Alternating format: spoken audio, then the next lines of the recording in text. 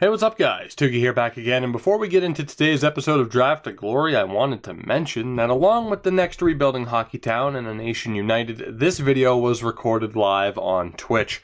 So you're going to be hearing me mentioning the chat a lot, especially in this video. I'm putting this episode up a half an hour earlier than the other two, mainly because I'm lazy and don't want to record 3 different intros, so hopefully people see this video first. Anyway, I hope you enjoy, and if you haven't already, head over to twitch.tv/Tookie24 and follow me over there. You don't have to, in fairness. You can still watch my streams without an account. Just make sure you're either following me on Twitter or subscribed right here on YouTube, of course, to be notified of when I am live. And, oh, to answer the question as to why I'm not on YouTube gaming, and wouldn't it be easier and more simple? Probably, but yeah, I'm on Twitch. What do you say? We get this show on the road. Let's do this. Draft to Glory live here on Twitch. I'm looking forward to it. Let's go. Now, of course, I was looking over, the stats and everything, and Andrei Svechnikov, well on his way to the Conn Smythe, which is pretty damn nice. And then, of course, Stephen Cork, 91 overall, had a really good first round. But we will have to check. We'll have to check to see what we are up against here with Columbus. They finished with 49 wins, so I'm expecting that they have a pretty damn good team, but let's find out for sure. Let's find out for sure. Let's do this. They have a 94 for offense, 88 and 94 for goaltending, so, yeah. Wait, 94 offense, 88 defense, 94 goaltending. I'm looking forward to seeing who they have on defense. I'm really looking forward to seeing what they have on defense, but I'm a bit concerned about the offense, of course, and the goaltending. So let's see. What are we up against here? And good God. All right. Well, up first, Joey Walton, who is an absolute beast, as we know, always towards the top of the scoring race, had 95 points in the regular season, 7 points in 6 games so far this postseason. An absolute beast.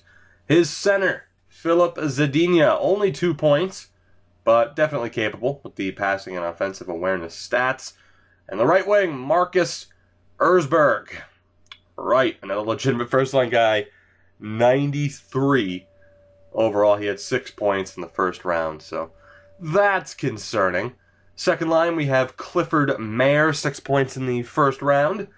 Second line center, Bernard Parks. Then you have Pete Wilm. So, yeah, that's a pretty damn dangerous top 6.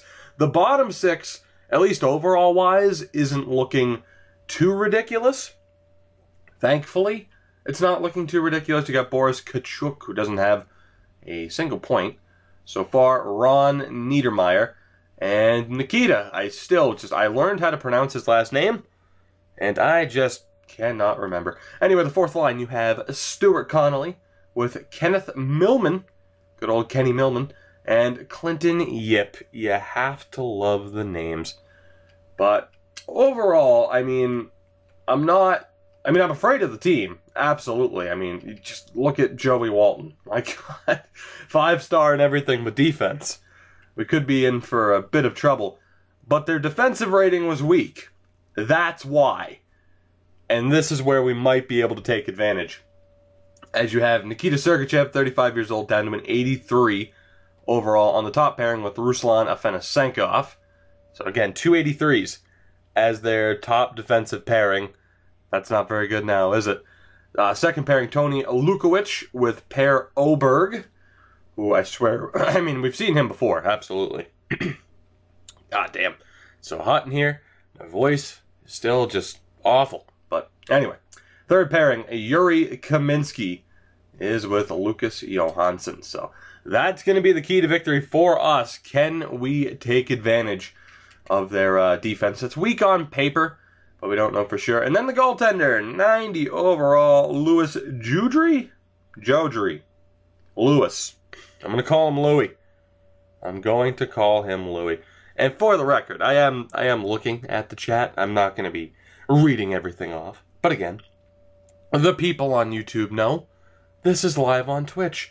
And if they don't, they will know, and then they'll understand. It's all good. Everybody wins.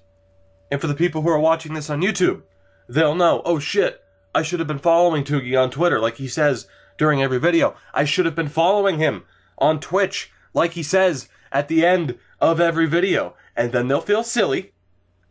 And then, yeah. And then I win. Because people feel silly. And that's the point. Anyway, backup Jody Landry. Not too concerned. Any injuries? No injuries, but Pierre Mercier and Christian Hornquist are the healthy scratches. People who haven't been here are just squares. You're damn right. If you weren't here when this was recorded live, you're a square.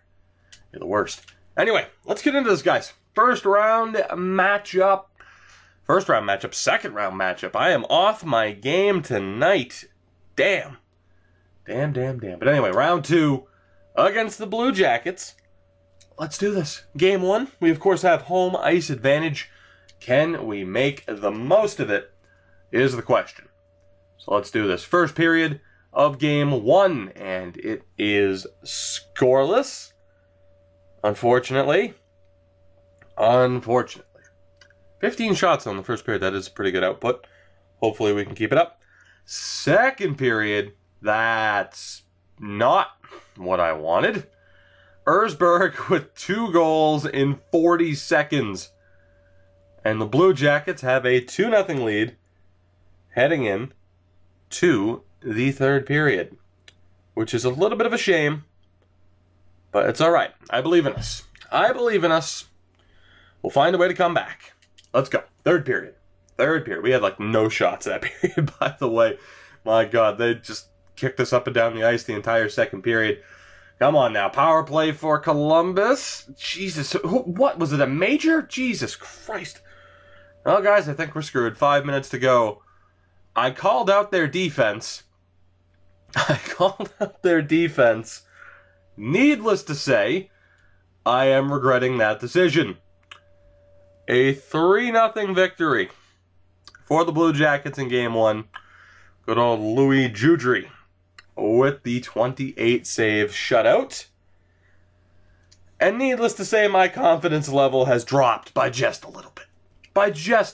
As we lose Game 1 to the Blue Jackets. God damn. Erzberg, 3-point night.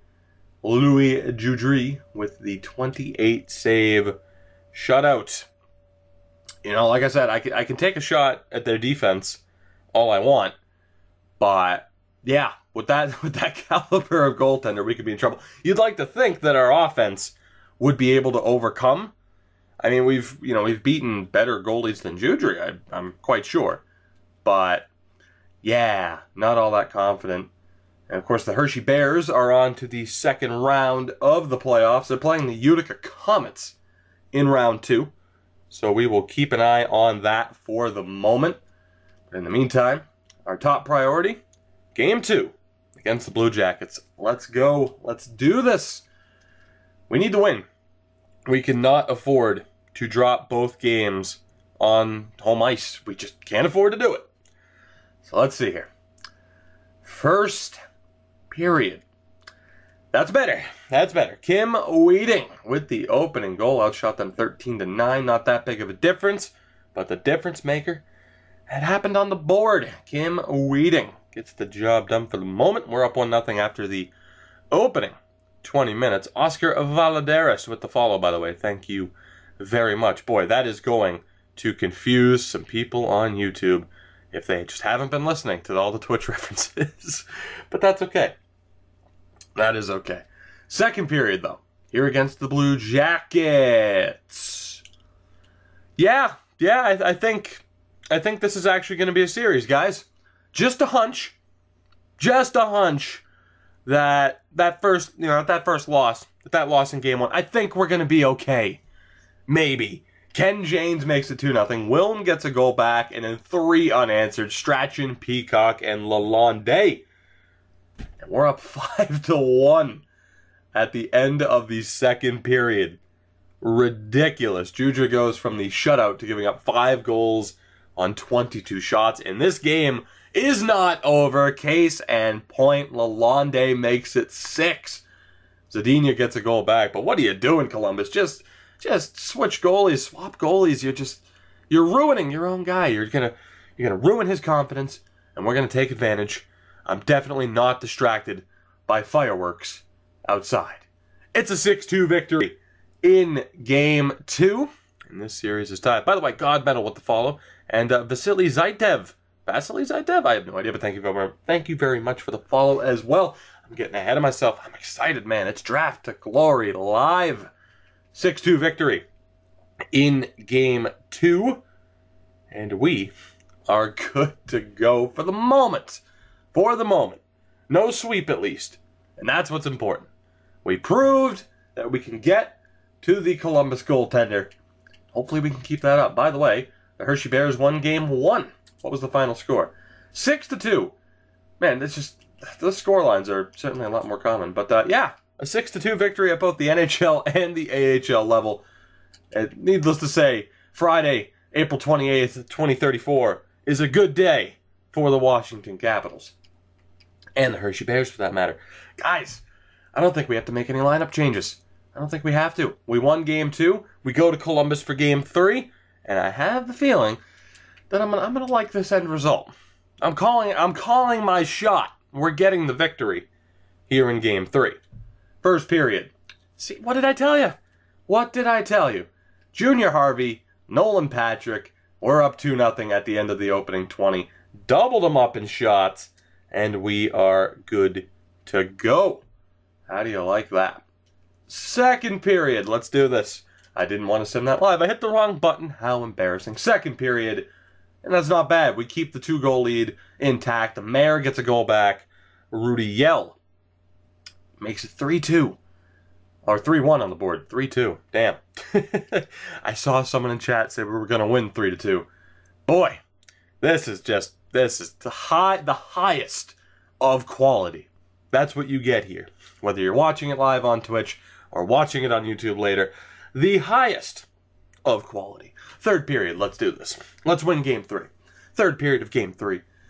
One more goal, I'll feel confident. I mean, I have all the faith in the world in Stephen Quirk. Holy shit. My voice is giving out. It's from all the videos and the streaming. My voice is giving out, but we will power through because, damn it, this is a moment as we take the victory. 3-1 in Game 3. And look at that. Everybody was concerned. Oh, you lost Game 1. There's no reason to be concerned. Have faith. Who cares if their goalie was the first star of the game? We have Nolan Patrick. He hasn't retired. He will never retire. Prove to me that Nolan Patrick's going to retire. He is going to be the next Chris Chelios. He's going to play until he's 48 years old. I have hope at least. He's going to put Yager to shame with how long he's going to have a playing career.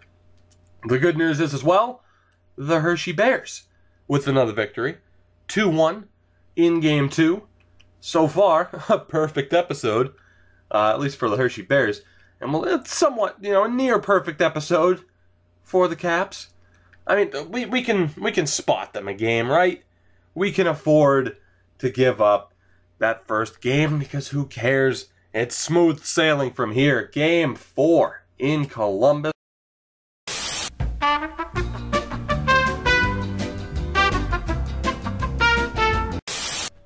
All right, first period. Let's do this.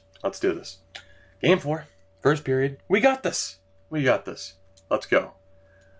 Okay, we didn't quite have it, but that's still not bad. Wilm with the opening goal. Hadobin gets it back. Park scores, and then Ken Janes. What was that, 29 seconds later? Not too shabby. And we are tied at 2 apiece at the end of the first period. Second period.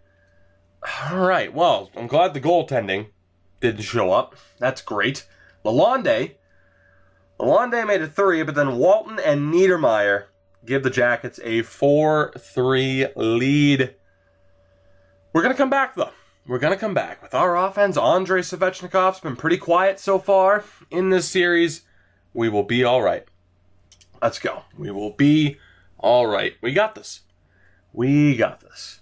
Come on, Svechnikov's going to get a goal. I'm calling it right now. I'm calling my shot. And we really need him to score now. Walton makes it 5. Another power play for Columbus. Can we stay out of the box, please? Just a thought. What happened to our discipline? 5 minutes to go, and the Blue Jackets are going to take this game, unfortunately. Well, so much for that lack of confidence, huh? So much for that overabundance of confidence. As we drop this game, Joey Walton, the first star. No surprise there whatsoever. But, damn. Damn. Landry, another pretty strong performance. And this series, unfortunately, is tied at 2 games apiece. Now, it did say Landry played the full 60 minutes, but yeah, that's okay. That's okay. For those on YouTube, we got people in chat saying he wasn't in. Looked to me like he was in, but that's okay.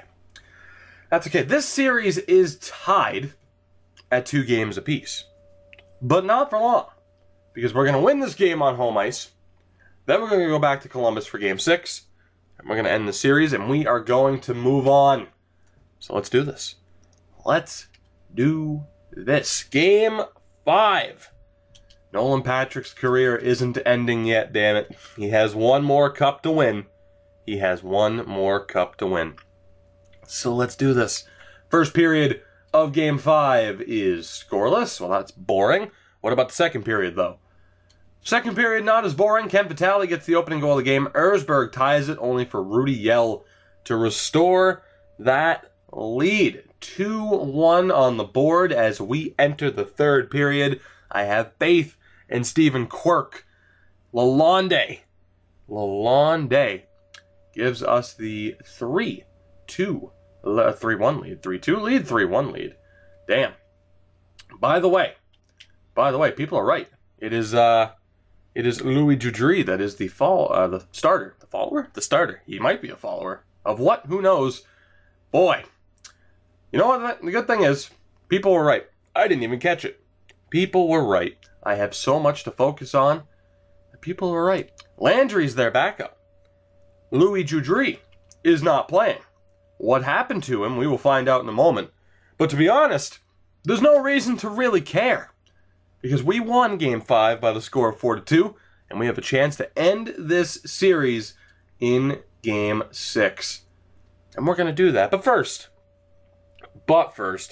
I should probably double check as to what happened to their starting goaltender. Now, it would help if I went to the right menu. That would probably help.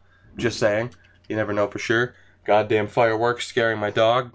So I guess that's what I get for streaming on the 4th of July. That's my fault. But let's see here. Columbus, back spasms for Joudry. He is out until May 26th. Say goodbye to the Blue Jackets, folks. It's all over. It is all over. There is no surviving this. We are going to rip your backup goalie to shreds as we did in Game 5. It is Game 6. It doesn't matter if it's in Ohio. That's not home field advantage. Who cares? It's Ohio. No disrespect to anybody from Ohio. But let's go. Game 6. It is time. First period is scoreless, so we'll quickly sim the second period. And a goal apiece. Andrei Svechnikov finally gets on the board. What the hell happened, buddy? Where the hell have you been? Kaminsky ties it for the Blue Jackets. Third period. Are we going to Game 7? Or will the Blue Jackets season end right here and right now? Let's find out. But I have a hunch it's going to work out for us with Nolan Patrick. All right, Joey Walton gives the Blue Jackets a 2-1 lead. 8 minutes to go. Are we going to Game 7? I certainly hope not. Can somebody please score? I really don't want to go to Game 7. Oh my God. All right. Well, you know I've been wrong before. We're going to Game 7 against the Blue Jackets, which, yeah. Their backup goalie with 28 saves was the first star of the game. You know, that's just great, isn't it? That's just wonderful. their backup goalie was in. Louis Joudre should be back in goal for them. He should be fully healthy. I believe, no, wait, he was out until May 29th. My bad. So Joudre's not going to be in. Landry's still going to be in here. I got to take a look at the lineup. I have to. I have to take a look at the lineup here and maybe make some adjustments. Both series in the Western Conference are off to Game 7. Toronto awaits the winner of this series. Yeah, it's amazing I didn't catch the fact that Landry was in. But you know what? When you're trying to focus on this, when you're trying to focus on a live Twitch chat, you can miss some things, but that's okay. So what the hell are we going to do here? I mean, obviously the top line is going to stay the same. What about the second line? Winquist is doing all right. Third line's doing all right. It's just the fourth line that's struggling, but I really can't do too much about it. I'm just going to swap Marita and Wojcicka because we really can't afford to make any changes. Our lineup is just our lineup. Although I am going to bump up Persson and Vitali. How is Quirk doing? I mean, I'm pretty sure his save percentage is still good. Good enough to win this series. It really should be. But will this be the end? Will this be the end of Nolan Patrick's career? If we lose this game, it very well could be. And before anything else happens, we have to change out the batteries. Just to delay, just to add that extra bit of anticipation, that extra bit of hype, as we have to swap out these batteries. Let the tension build a little bit. It is Game 7. We are on home ice. If we lose, this series could drastically change, depending on what happens in the offseason. I don't want to face that reality yet, so please, let's win. Let's win this game. I beg of you. Game 7 against the Blue Jackets. Second round. The winner goes on to face the Toronto Maple Leafs in the Eastern Conference Final. Here we go. First period. Not what I wanted. Not what I wanted there at all. Mayer gets the opening goal. We outshot them, but they scored, which is a hell of a lot more important.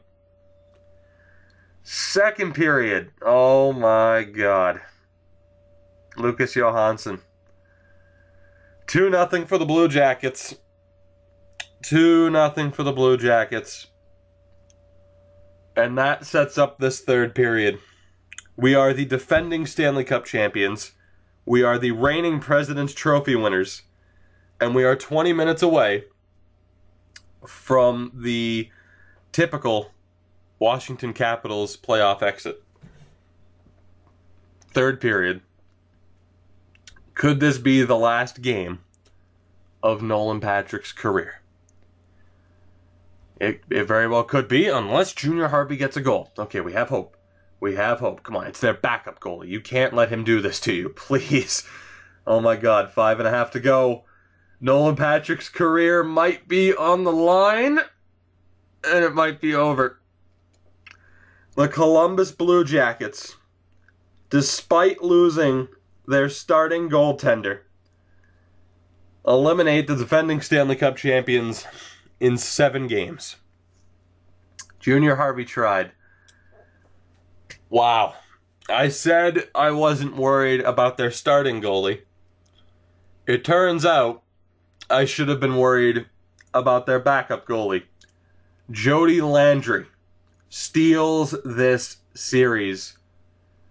And the Columbus Blue Jackets are moving on. And that puts us into a very interesting spot moving forward, because the big question, that big question is what happens to our best players? What happens moving forward? And we're going to find out very, very shortly. Now, the good thing is that the Hershey Bears managed to win. They also went to 7 games. Or 6 games. 6 games? They went to 6 games. So the Hershey Bears are still in it. We'll get to follow along as they play the Springfield Thunderbirds in the AHL Eastern Conference Final. We are just going to sim through it as they just, oh my God, as they just lost their best player. Michel Fortier goes down to injury, the best player on that team all season long. We're just going to go best lines, and we'll see what it does. I mean, it might put certain players like, yeah, it'll put Kempe into the lineup. We'll have to take him out, but wow. That is disastrous for us, man. That really is.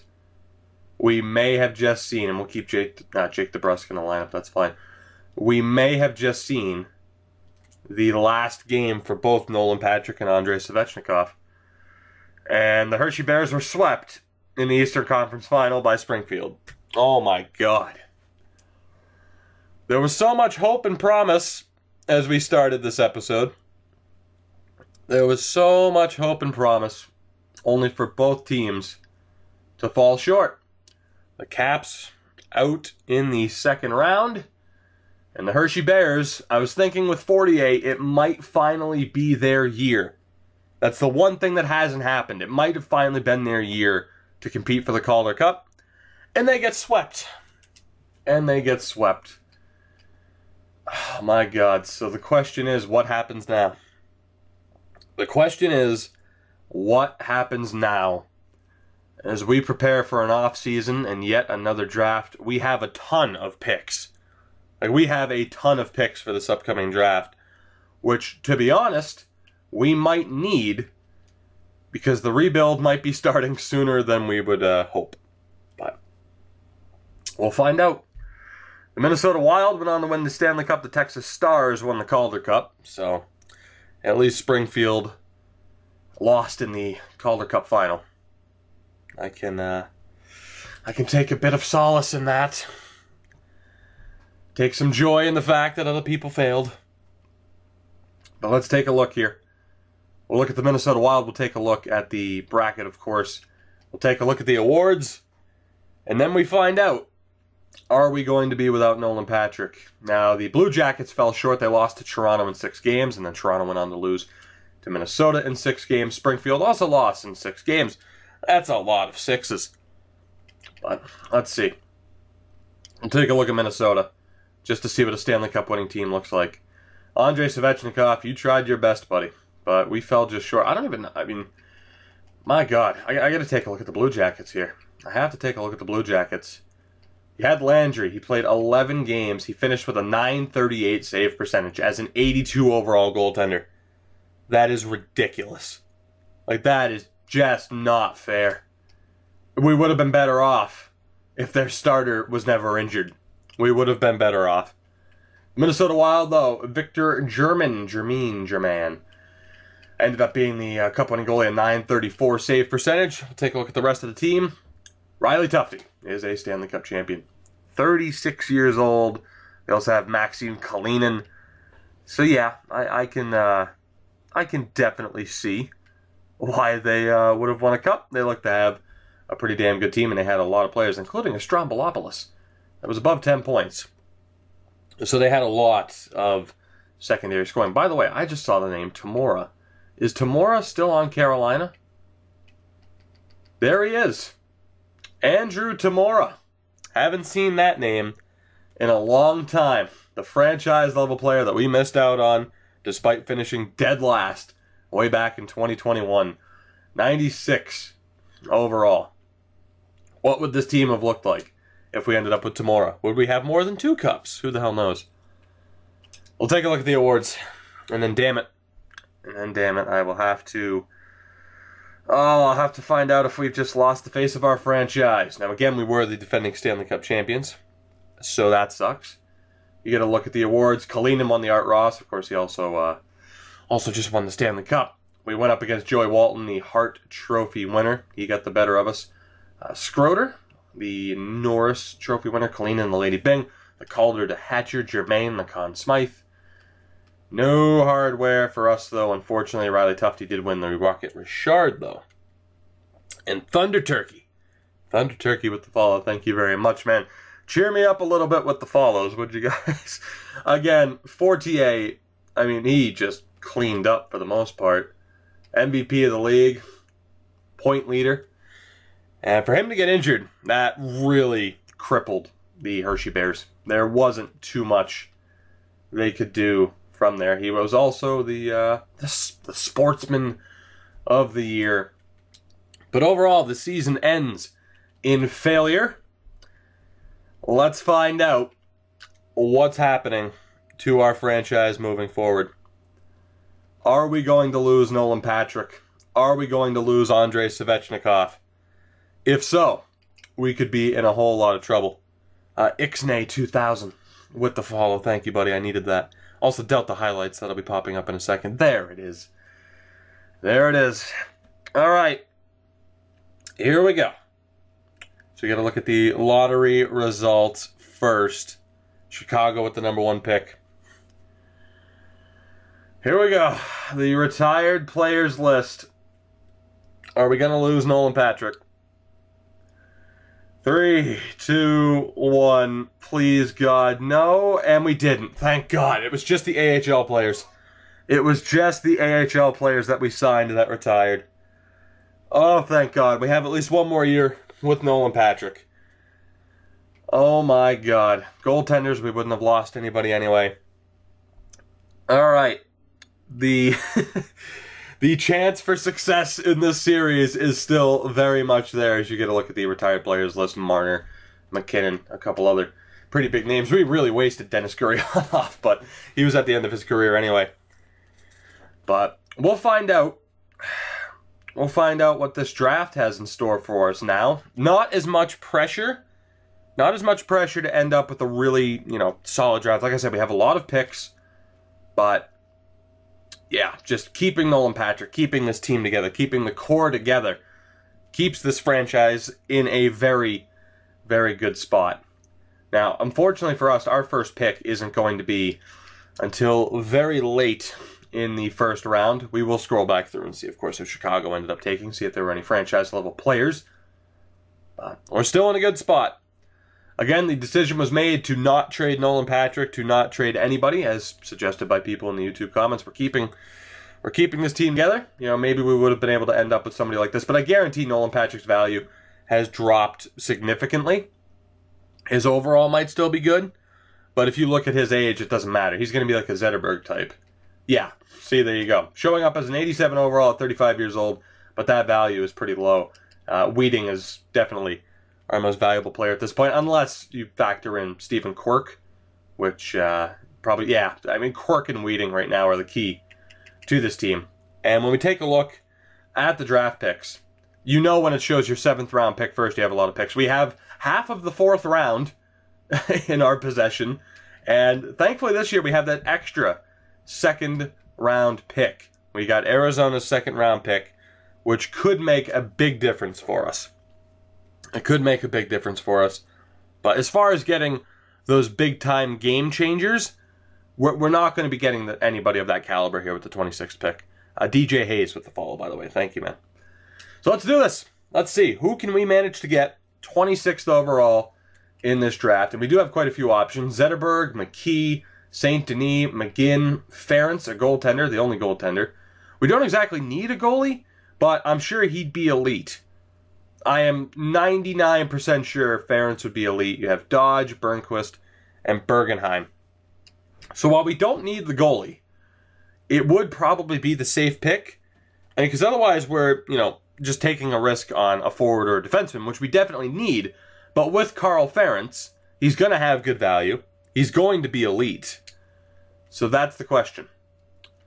That is the question. Do we go with Ference? As far as information we have on anybody else, I mean, McKee's probably, who the hell knows what McKee's going to be. McGinn might not be a terrible pick. If I had to say, it would be Ference. It would be Ference or McGinn, because McGinn would probably be medium top 4, and we could use that extra bit of help defensively. The thing with Bergenheim, though, is he going to be low elite or medium elite? I'd rather not have a low elite. Like, if we're talking about, potential-wise, I'd rather have a medium top 4 defenseman than a low elite forward. So that is the question here. Or do we just make the safe pick with the goaltender? I'm going to have to call a timeout here because I'm not sure of what I want to do. Again, low elite forward. That doesn't sound... It really doesn't sound too promising. So I'm just very tempted to go with Ferentz because we could trade him and probably get another first-round pick in return down the road. Do we go with who will probably be low elite? Do we go with the defenseman we know a decent amount about? Or do we go with the defenseman that we know absolutely nothing about in Calle Bergqvist? Damn. Damn. I mean, with Ferentz, it's tough. Dodge, I know nothing about it. I wouldn't want to take a grinder. St. Denis, McKee, Zetterberg. Damn, man, this is a tough pick. This is a tough pick. Bergenheim, Bergqvist, or Ferentz. Although I still say Doug McGinn. It's going to be medium top 4, which wouldn't be too bad.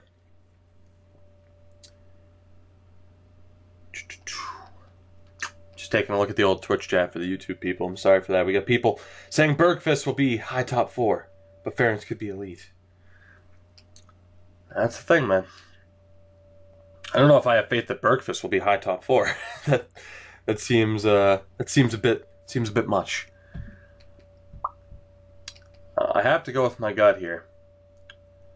Antti Bergenheim, who was selected before. We're looking at all medium top 6 at this point, right?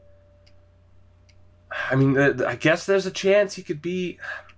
Damn it. It's a tough pick, man. It is a really tough pick. Tinder, 121 with the follow. Thank you, man. All right. High top 6. I got to go with Bergenheim. Ferentz is a guarantee. We could probably use the defensive help a little bit more. But knowing that Bergenheim, I mean, he's going to be low elite. He's going to be low elite. But there is that outside chance that maybe he's something more. And he is low elite. All right. Well, like I said, that was pretty much a guarantee.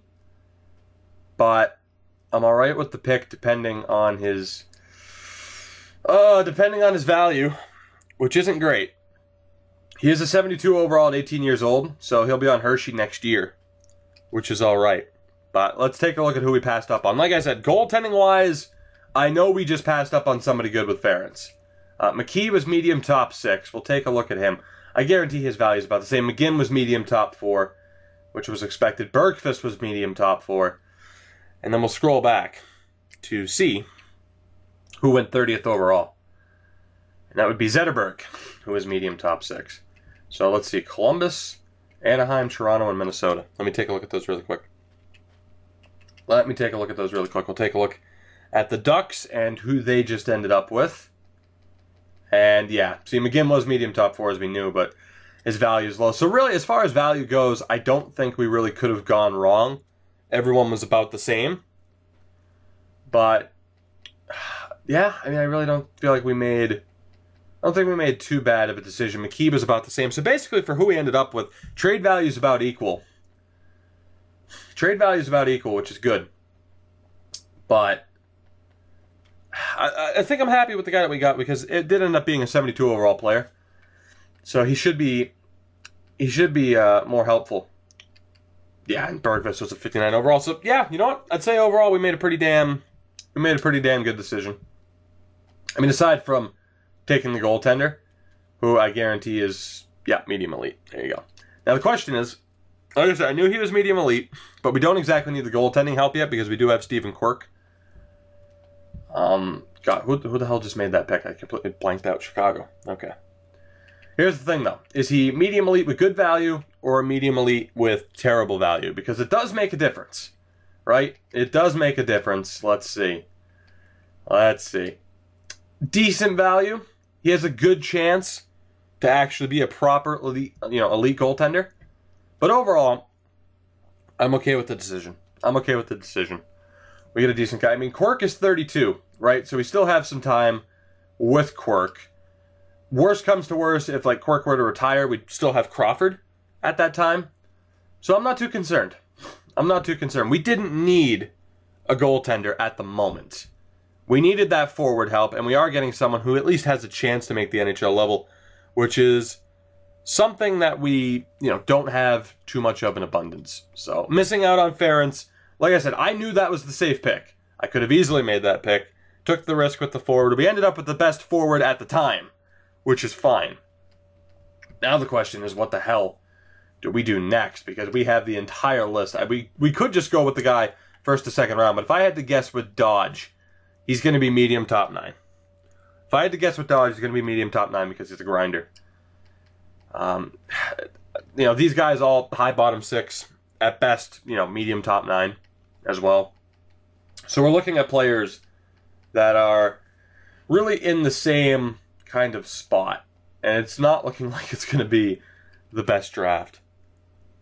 So that is a question of what to do. So let's see. We have people saying Dodge. We also have a follow there. I'm not going to try to pronounce it because I don't want to embarrass myself. But thank you very much for the follow. So we do have Dodge as the grinder, the right wing option. We have a defenseman and Vaclav Hanzus. We have Olsen. Yeah, because that's a region accurate name. We have the sniper here, but do we want a medium top 9 sniper? Probably not. So we could go, not with Petrie. Oh, we could go with Petrie, really. Marco Haken. Haken. Well, like I said, a grinder at medium top 9 won't be too bad. When's our next pick after this, by the way? Because, oh wait, this should be the pick that we acquired. That'll be Arizona's pick. Our next pick after that is way down the road at 26. Yeah, okay. So, do I go with Dodge? I think at best, like medium top 9 is the best we're going to get. Haken might be medium top 4, though. He might be. So I'm going to take the risk on him.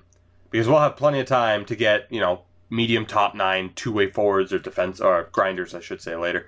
So we're going to go with Haken. And low top 4. That's a swing and a miss. That is a swing and a miss to get a low top 4 player at that point. I mean, low top 4 is not terrible. We've had low top 4 players in this series, and they really haven't developed. So low elite and low top 4, not ideal. 59 overall at 18 years old. That's a swing and a miss. It's been a bit of a rough draft so far, but again, you know, we are picking late into the rounds with the exception of that pick. But, I mean, once you get this far into the draft, as Dodge was medium top 6 as a grinder. Huh. Well, yep, there's definitely no defending. There's no defending that swing and a miss at this point.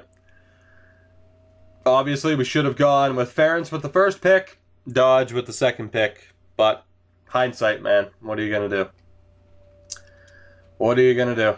With hindsight, it's easy to with hindsight, it's easy to say, oh, you should have taken that player, but we took some risks here so far. Hasn't worked out, but that's okay. We still have time to redeem ourselves here in this draft. Now we have Krejci, high bottom 6. He's probably going to be a medium player, medium top 9 player. Same with Peter Kutta.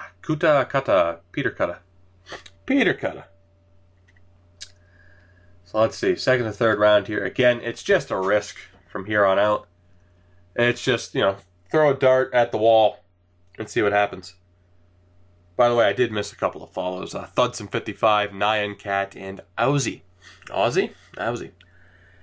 Thank you guys for those follows. Cheers me up a little bit after swinging and missing here in this draft. So, who's it going to be? We could go with Visakis. Sniper. He's probably a medium player, man. He's probably a medium player. And we have so many picks coming up in the fourth round, too. But absolutely swung and missed on those first two picks. See, we got an offensive defenseman, a two-way defender with Lamb. You'd kind of hope he's medium 6. I mean, for me, with Kutta, you know, there is a chance of him being low top 9. The hope is that he'd be a medium, but he's a very small power forward too. It's a small power forward. So I'm looking at one of these three players. Dave Rintoul as the forward, 20 years old as well. He might be half decent, or we go with Christoph Heinz or Gord Lamb. be honest, I'm going to take the chance on the Frenchman. I'm going to take a chance on the Frenchman with Rentoul and low top 9. Whew, this draft is not going well. Krejci was medium top 9. Cutter was low top 9. Mrazek was low top 9. Oh, Frenchie, you let us down, man. You let us down. 3 players with low potential. That is not ideal. You know, that's not ideal. Krejci was clearly the guy to take. I mean, there was a chance he was going to be low top 9. A decent chance of him being medium. But I would have rather ended up with a medium top 9 defenseman. Or top, Jesus Christ. I would have rather ended up with a medium top 9 forward that's a two-way, as opposed to the playmaker. Because, you know, you'd rather have a playmaker actually be a bit more talented. You don't really want third-line playmakers, but yeah, this has been a pretty rough draft so far. But we still have a chance to rebound. And really, the victory here is that Nolan Patrick didn't retire. That's the victory here.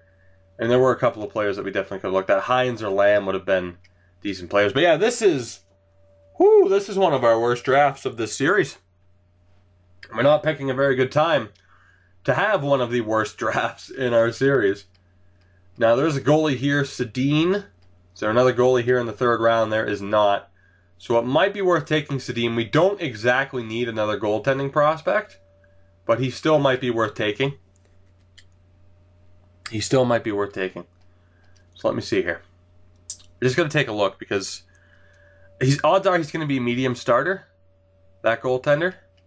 So who do we have at the moment? We have a bunch of medium starters already, don't we? Yeah, that's all we have is medium starters. So we don't exactly need another goaltender. So again, we got to look to turn our draft luck around here, get a little bit lucky with these extra picks that we have. So Hamhuis, maybe not. You have Dolan as a two-way forward. You have Pittis as a defensive D-man. This just, man, it's a shot in the dark pick, man. It really is. It really is. You got a power forward. You got a two-way forward. Defensive D-man in Moran, who was probably low top 6. Redneck Soldier with the follow. Thank you very much, man. Olofsson's a shot in the dark. We got people crying out for Nicolishin. Janssen as well. Not Johansson, but Janssen, the two-way. There is a good chance. I mean, he's at a low top 9. This guy in particular, he's at a low top 9 or medium. The question is, what do you take the risk with? But who do we have here? We have Stu Dolan, the center from the Sarnia Sting. We have Ron Pittis, defensive D-man. Ruslan Nicolishin, not a bad two-way defender. Don't know a damn thing about Johansson. Let's see here. We do have the center into Marshy, but he's not that good. So odds are here.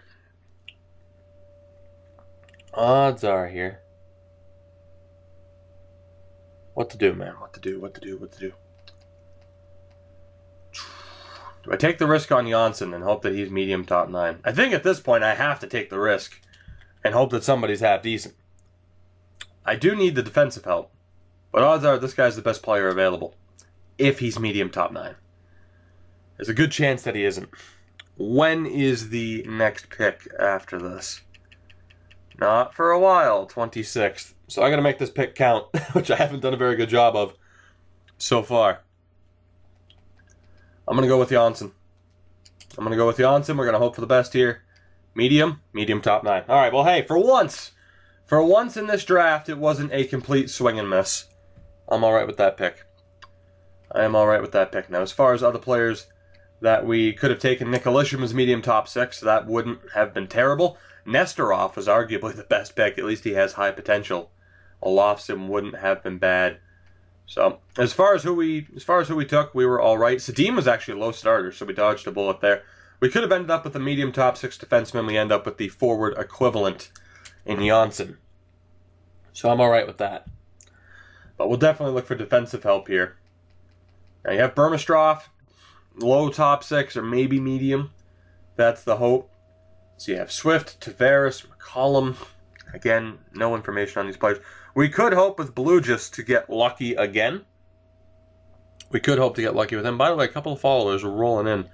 Thank you guys. Eli Z or Ella's 99.3 or 993. Thank you very much for the follow. Tyler Mack 715 and Trajan Moses.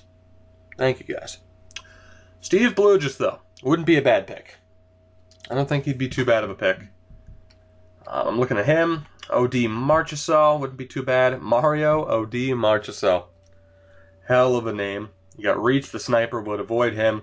Joseph McCollum. I mean, as far as defensemen go, Burmistrov's too big of a risk. So it would have to be Adam Swift or McCollum. Or do we go with Blugis, who's probably more of a guarantee? You know what? I think Blugis is the best bet, man.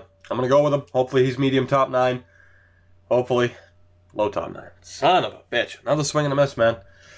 Another swing and a miss. McCollum would have been nice. Burmistrov would have been nice. I mean, that's the thing here. Tavares would have been nice as well. Like, that's the thing. I'm swinging and missing on these picks tonight. But it's not like I missed out on a high top 6 player or an elite player. I'm missing out on depth players who, yes, are useful in this series. But a swing and a miss in the 3rd round for us in this series isn't the end of the world. It sucks. No doubt about it. And obviously if the scouting system was a little bit better, things would be going a bit better. But flat out, I mean, we've made one right pick so far. We've made one right pick. And as far as people, you know, thinking, oh, let EA pick for you, it worked out in a different series. It worked out in a different series because it was the 1st round. In the 3rd round, it's a lot more of a crapshoot. But 3rd to 4th round here, Mathers is on the board. We're going with O.D. Marchessault. I could go with Watson, but he's a playmaker.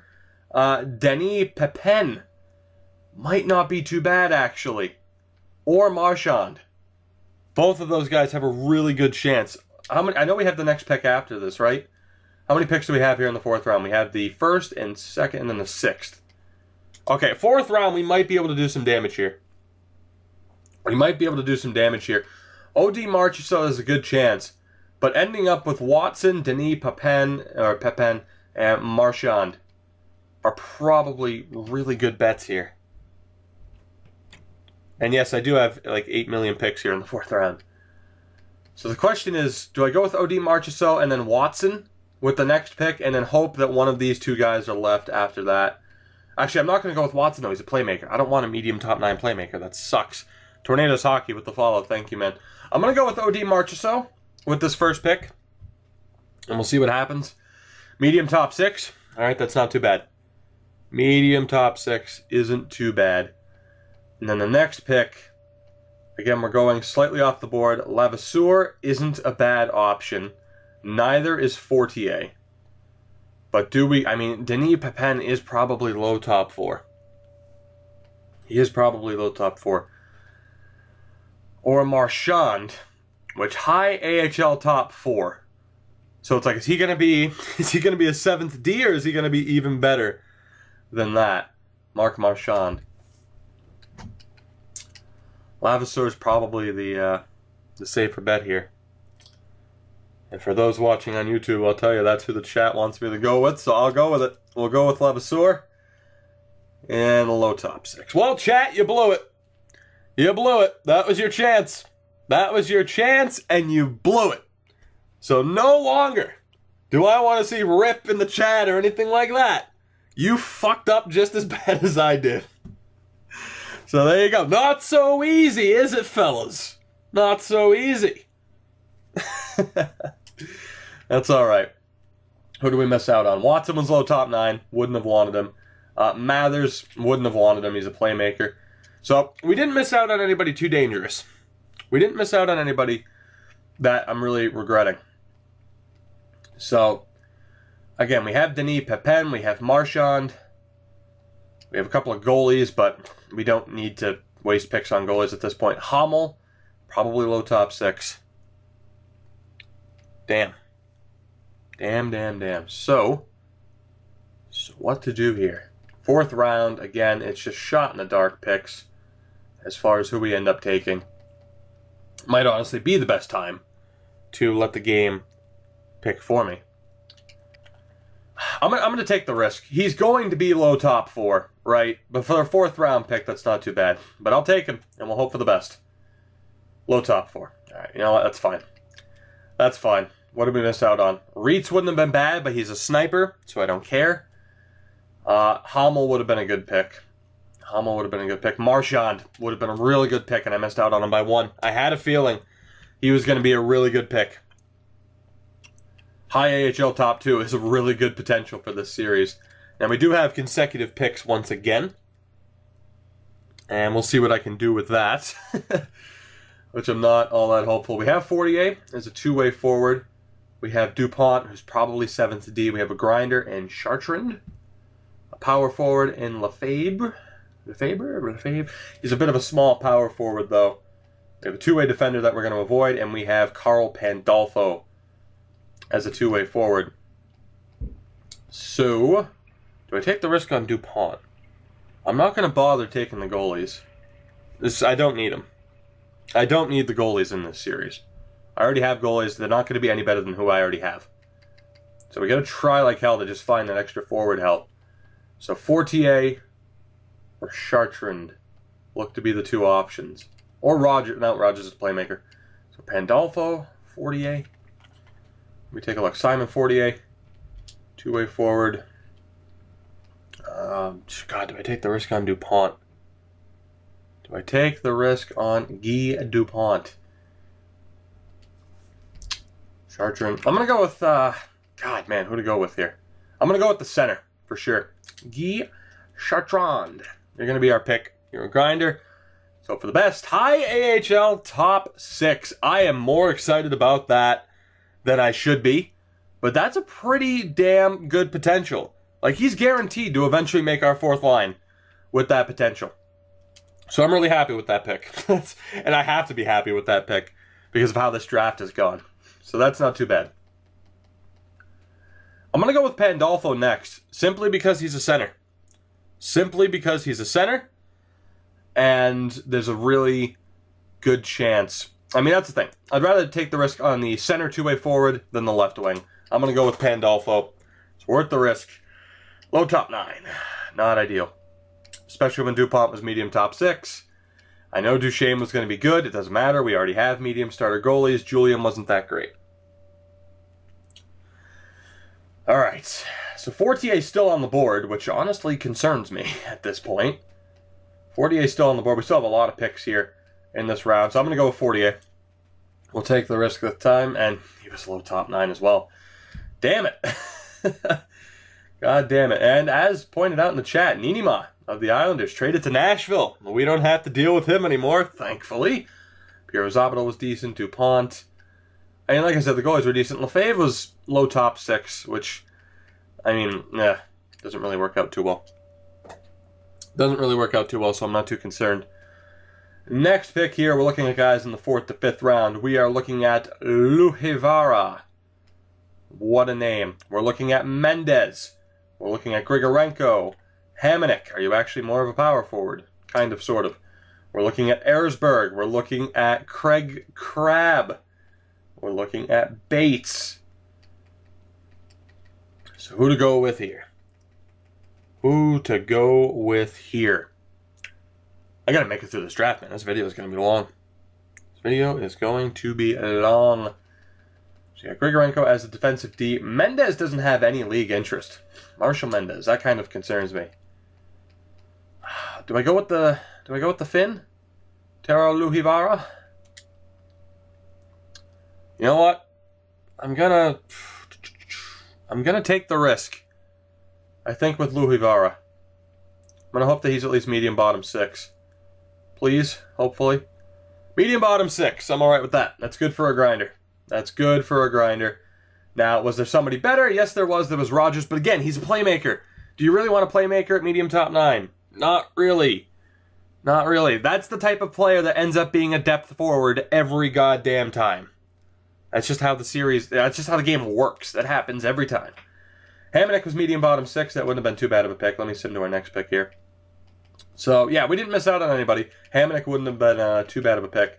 We still have 2 picks to go here in the 4th round. So let's see. Someone pointed out Corriston has a decent chance of being medium top 6, actually. So that's not bad. Who else do we have here? We have Mendez, Grigorenko. Not too bad of a pick. Erzberg as well.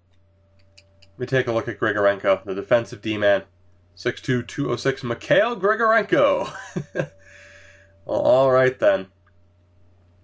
I mean, I should just take the risk on him, I guess. Why not? And then the next pick, I'll probably go off the board with Korston because I do want to see how good he is. I'm going to go Grigorenko. Let's see what happens. Medium AHL top 2. Whoo, chat, you blew it again. Bates was the guy. Bates was the guy. I took a risk on Grigorenko. Didn't quite work out. That's okay. For sure, though, I'm going with Korston. I want to make sure that we end up with him. Hopefully he's medium top 6, and he's low 7th. Whew, boy. Chat, you're blowing it, guys. You're blowing it. Those are the 2 common names being thrown out there. Grigorenko and Korston. Give yourselves a round of applause. It's all right, man. It's all right. It's all, like I said, it's like throwing a, you just throw the dart at the board and you hope for the best. Low 7th is bad. Don't you tell me that low 7th isn't bad. Low 7th is shit. But can we redeem ourselves here? 4th to 5th round. Now, I said I didn't need a goalie, but there is a guy with exact fringe starter. That's kind of appealing. But odds are it's Mendez, Erzberg, or Crab. I could go off the board with Spurgeon, Lundin, Omark, O'Mara. But I'm going to go with Erzberg. I don't know if league interest means anything, but I'm going to take the risk. He's the only one with league interest. He's a smaller defensive D-man. Let's see what happens. And again, not that great. Not that great. We'll send to our next pick here in the 5th round. Again, man, we still have quite a bit of ways to go. Dunham, Carney would have been good picks. Sharkov. Yeah, I mean, we missed out on some picks that would have been all right. But you see what everybody else is getting, right? This draft at this stage, it's just garbage. It's like playing Minesweeper, but there's only one spot on the board that's actually like, oh, good pick. Everything else is just, nope, you're screwed. Screw you. So, tough to say. We do have an enforcer, a high 7th D deforcer. Deforcer? High 7th D enforcer. We also, we have Calvert, a power forward. Defensive D-man known as Boss. Dustin Boss. Hell of a name. Dustin Boss. Calder might not be too shabby. I mean, man, at this stage, who cares? I might take the enforcer. He's going to be low top 6. That's a guarantee. So if anything, that's probably a waste of a pick. Slater, smaller power forward. Who is the other power forward? Winkler. Again, kind of a smaller power forward. What about Calvert? Now we're going to avoid him as well. So we're looking at Dustin Boss, Duke Calder, Edwin Conroy as a center, or Bomez. To be honest, I'm thinking Conroy, but also Boss is a hell of a name. I'm going to go with Boss, just because. I'm going to take Boss. Why not? He's got a good name. Medium 7th D. All things considered, that's not too bad of a pick for how this draft has gone. Conroy wouldn't have been too bad. The Kawaii Ramen with the follow. Thank you, buddy. So, who to go with next? I'm not taking John Wall. He's a playmaker. It's not because of his name. He's a playmaker. There's no point in taking playmakers this low in the draft. Chat, you've ruined it. You don't get the chance anymore. It's over. You ruined it. By the way, I really should get the app that puts the chat on screen so that the people on YouTube kind of know what's up. I'm not taking John Wall. You guys ruined your opportunity. So, we are looking at Brandon Calvert. We are looking at Calder. We're looking at Winkler. Maybe. That enforcer's still there as well. Calvert as a power forward. Damn, I don't know who to go with here. I'm not taking John Wall. That's a guarantee. Oh, do I take the enforcer even though I know it's going to be pretty much a waste of a pick? He's going to be low top 6. Let's see. Did I not? I have information on all these defensemen too. So right now I'm thinking Slater or Winkler. They're both power forwards. Will Slater, Winkler. I'm going to go with Ed Winkler. And we'll hope for the best. And he is medium bottom 6, so that's not too bad. John Law was also medium bottom 6. I'd much rather have a medium bottom 6 power forward than a medium bottom 6 playmaker. It makes sense. Especially now because we're so late in the series, and I don't know if the age glitch still happens. If you don't know what I mean by that, I made a video on NHL 16. If you get far enough into a series and you try to edit somebody, their age will glitch out. And they will go from like... I've had people go from like 18 years old to 34 years old. So I can't edit players to better suit their player type at this stage in the series. Or at least I don't want to take the risk. Whitaker was low top 6. Baumez, Calder wouldn't have been bad picks. There's nobody that I missed out on that I'm like, oh yeah, I definitely should have taken them. So, yeah. I mean, at this stage, it's just, you know, shot in the dark. A couple other follows, by the way. Etienne Borsagni. I think I was close. The NJ Devil. And y'all are beautiful. Thank you guys for the follows. Appreciate it. 6th round, 2 guys left here in the 6th round, and the pick is pretty obvious. We're going with Yoansu, a center, 2-way forward. Juha Yoansu. Please be half decent. Medium bottom 6. There we go. So see, the first half of this draft was just god-awful. But we are at least getting some decent players here at the end that might make the bottom. Like, we're not getting that high-end talent. We're going to get players that might push for a bottom 6 spot. But high-end talent, we're not going to find it here. Quite obviously. Quite obviously. Now, at this stage, 7th round, who the hell knows? High top 6. I mean, I might as well just take a guy I don't have any information on. What about Perrott? Harold Perrott wouldn't be too bad of an option. Let me look at player types here. So we got 2 defensive D-men. We got an offensive D-man, an enforcer. That would be a waste of a pick, most likely. Klein wouldn't be too bad. I have a feeling I should take a defenseman at this stage. Pretty much. A couple of goalies that are left. Are there any centers that are worth taking? That's what I'm looking at right now. You're all snipers. Grinder centers? Nobody. Alright, so yeah, we're definitely taking a defenseman. So, it's going to be... It's not going to be Todd Ricci, because I want to play this guy in the AHL next year. Sasha Klein, 20 years old. He is already my favorite to be picked. Eddie Urkamps is 17, so he's going to be terrible. Juha Pirnez. Yeah, we're going with the German Klein. Klein is the guy, medium AHL top 2, which isn't terrible, but his overall should be decent, and that is why I made the pick. As we end the draft, that is that. My God. The most picks we have made in a draft in this series. Not the best draft by any means. By any means. That is... I mean, we salvaged it a little bit at the end, but overall that was a rough go for us in that draft. But really quickly, let's go through the contracts here, and then that'll do it. And that will do it for this episode of Draft to Glory. But let's see here. As far as situations go, we do need to sign our goaltenders, which is fine.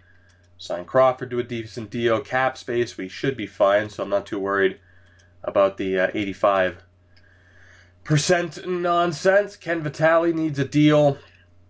But let me double check who we actually have to sign here. 22 years old, 77 overall. Lalon Set is looking decent. We will let go of Cale Makar. Of course, he was a depth signing last year. I mean, God, yeah, it is slim pickings as far as who we have here.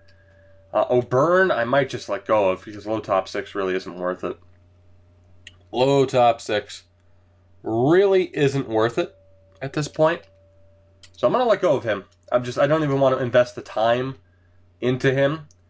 We will keep... Actually, hold on here. I mean, we can keep Persson, Vitale, and Lundstrom, but there's a good chance that they'll end up being traded. Foss needs to be re-signed for sure. Lalon Set or Lalon Chet we can sign to an entry-level deal. Medium 7th Randall, might as well bring him in, that's fine. Medium 7th D. Ben DeHaan. I'm going to let go of him, man. 7th D potential, screw that. Not worth investing time into him. I could sign him just to trade him, but that's an extra 4th or 5th round pick. We'll end up getting somebody else the caliber of him. So, I mean, I could have signed him, but whatever. I'm not all that concerned. Yuri Hudobin needs a new deal. My God, is he looking to get paid. Never mind about the whole 85% trick. Allow me to open up the old calculator app really quick. We need to save some money because that is a ridiculous asking price. And we can knock that down to just over 10 mil. We can knock that down to just over 10 mil. 10.1, which is a lot better looking. A lot better looking. Let's re-sign Marita. Let's re-sign Daly, who had a really good season with Hershey last year. We'll re-sign Matthews for the hell of it. Popovich, sure. Belfour, low top, fuck it. I'm just going to get rid of him. Who cares? Who cares? Pare, low top 6. I'll give him a chance. I'll give him a chance, but obviously not very good odds he ends up being anything decent. We'll sign Wojcicka. We will sign Strachan. Rycroft, low top 6. Again, we'll give him a chance, but not the ideal situation. Centers, we have to sign Zontag. We have to. He's the talisman on this team. Cullimore, we'll sign you up. That's fine. What else do we have? Nope, I didn't want to sign Weller. It was Wolinski. We need to look to bring in Wolinski as well. And Lysak. We'll bring him in as well. And we'll double check. We will double check at what we are dealing with as far as contracts go. Everybody should accept. It really shouldn't be an issue. The only thing I'm concerned about, Yuri Hudobin might decline, and then we'll have to throw him more money. That's the only thing I'm really concerned about. That's what happened last year with Ken Janes. But overall, I think we're okay. Everybody has accepted so far, unless I screwed up. But no, Yuri Hudobin accepts as well. We should be good to go. Learkirk Games. I hope I pronounced that right, buddy. Thank you very much for the follow. I missed that a couple of minutes ago. But we are getting close to the end of this episode. Like I said, we're on 48 contracts. Any unsigned players left? RFAs. We do have 3 RFAs, but we should be able to re-sign all of them, to be honest. We should be able to just re-sign all of them. We should be good. I'll send an offer to Persson and Vitali first, just to double check. And then we will take it from there. Let me advance day. They should accept. We should be fine. We should still have the contract spot open too for our last guy. And I'm so tempted to sim to the starting point of next season, but this episode has been long enough. At this point, I am quite sure. Playoffs, that just ridiculously long draft. We're good to go. He'll accept the offer, and then next time out, we get to continue as we will figure out the team. We'll make other trades, of course, as we cycle out certain players and everything. Lundstrom accepts. So, yeah, that is it. Twitch chat, get ready for an excellent, excellent outro as we wrap up this episode of Rebuilding Hockeytown. It was Rebuilding Hockeytown, Draft to Glory. I keep seeing people saying, play Rebuilding Hockeytown in the chat. Boy, this episode's been amazing. It's been amazing. I've fucked up the name twice. That was a horrible, horrible draft. What an episode this was. Just what an episode this was. Insane. Anyway, again, as we wrap up this episode of Draft to Glory, I want to thank you guys so much for watching, whether on YouTube or whether live on Twitch. I appreciate it one way or another. And yeah, if you enjoyed this episode, of course, make sure to subscribe if you haven't already on the YouTubes. Follow me on Twitter at Toogie24. Follow me on Twitch if you're not already, twitch.tv/Toogie24. Hell, join the notification squad on YouTube as well. Why the hell not? Do what you gotta do to make sure that you don't miss anything of what I'm doing here, whether on YouTube or on Twitch. Again, thank you guys for watching. I'll see you next time. Goodbye.